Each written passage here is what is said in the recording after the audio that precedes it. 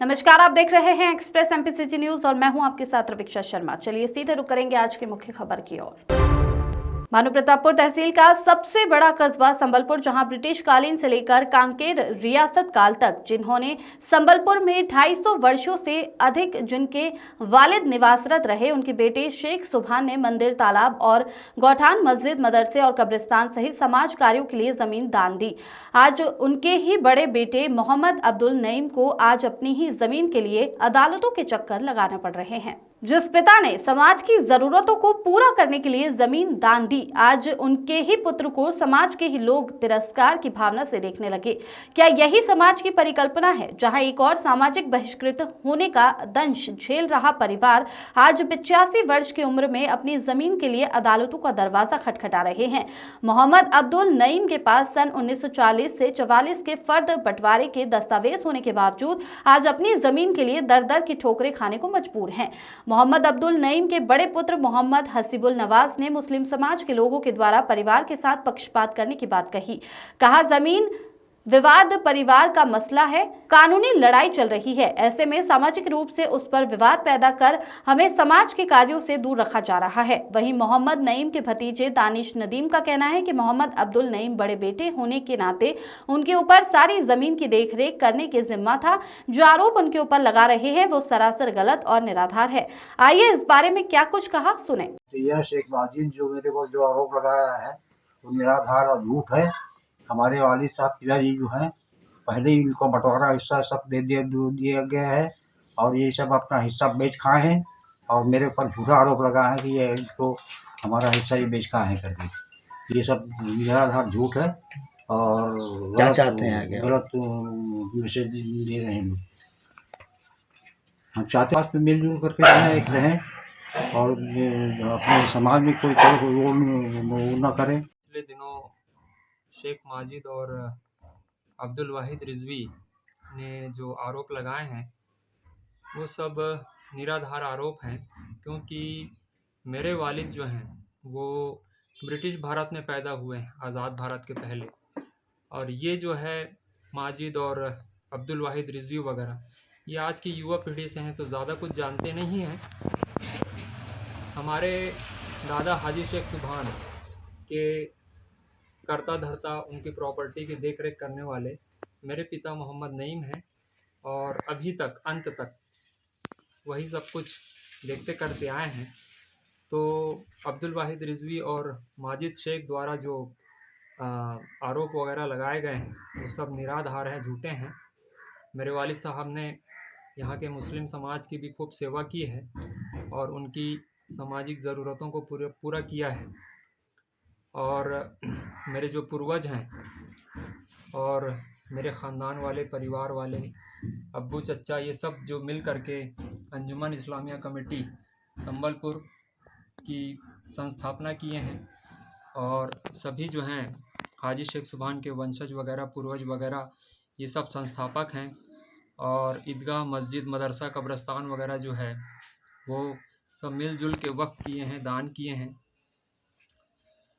तो मैं सिर्फ अपने बुज़ुर्ग पिता जो कि 85-86 साल के हो चुके हैं उनके लिए हम एक कानूनी लड़ाई लड़ रहे हैं कि हमको समाज से अघोषित तौर पे, मौखिक तौर पे ज़मीन विवाद के कारण अलग किया गया है, जिसमें शादी ब्याह के न्योते और सामाजिक कार्यक्रमों से हमको दूर रखा गया है। और पूरे समाज में बहुत सारे मुसलमान जो हैं एक संगठन बना करके या संगठित होकर के हमको अलग कर दिए हैं। इनके खिलाफ़ हमने शिकायत वगैरह भी की थी कांकेर एसपी साहब को और भानुप्रतापपुर वाले एडिशनल एसपी साहब को। तो एडिशनल एसपी साहब ने इन्हें समझाइश भी दी थी काउंसलिंग के दौरान कि भाई ज़मीन का जो मामला है वो कोर्ट का मामला है, कोर्ट का मामला कोर्ट देखेगा। इस तरह से किसी बुज़ुर्ग इंसान को समाज से अलग करना गलत है। सब लोग मिलजुल के रहिए, क्योंकि संबलपुर जो है बहुत प्राचीन बस्ती है, इसलिए एडिशनल एसपी साहब ने समझाइश दी थी। और जो लोग अशांति फैला रहे थे, 13 लोग थे, उसमें ये शेख माजिद और अब्दुल वाहिद रिजवी वगैरह भी थे। इनके ऊपर 107, 116 का मामला जो है तहसील कोर्ट में चला शांति भंग करने के आरोप में। और फिर एक रिपोर्ट जो है नदीम शेख ने लिखवाई थी, उसके भी घर का जो कार्यक्रम है इन लोगों ने ख़राब किया था सब ने। तो पुलिस थाना भानु प्रतापपुर द्वारा अब्दुल वाहिद रिजवी और नाशिद शेख के ऊपर भी कार्रवाई की गई थी।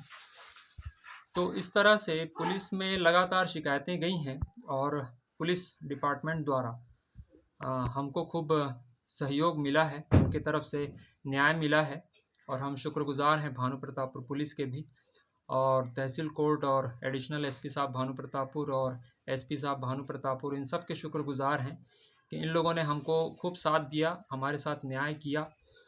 लेकिन फिर भी समाज में कुछ लोग ऐसे हैं जिनका मनोबल जो है अभी तक बढ़ा चढ़ा हुआ है और वो अपनी आदतों से बाज नहीं आ रहे हैं और अभी भी हमको समाज से अलग रखे हुए हैं और समाज में एक दूसरे को, मुसलमानों को मिसगाइड करके, ये गुमराह करके एक दूसरे से तोड़ रहे हैं।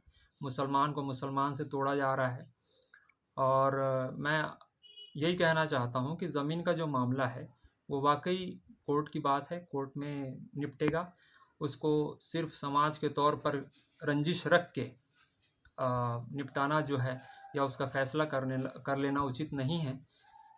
और हम तो यही चाहते हैं कि पूरा समाज जो है मिलजुल के रहे, एक दूसरे के साथ भाईचारा रहे और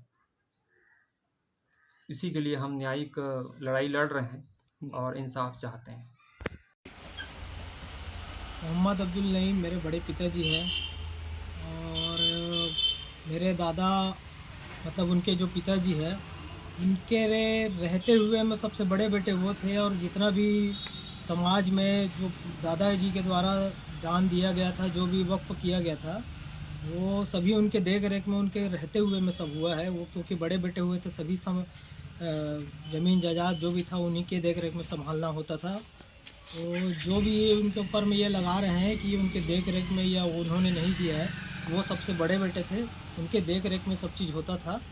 तो ये गलत है इस टाइप का गलत जानकारी लोगों को देना कि उन्होंने क्या दिया, उन्होंने क्या नहीं दिया। उन्होंने समाज के लिए बहुत ही सहयोग किया है शुरू से आखिरी तक के, और आज इस उम्र में वो पहुंच चुके हैं। तो उनके साथ अगर इस टाइप का अगर हो रहा है तो ये सब गलत है।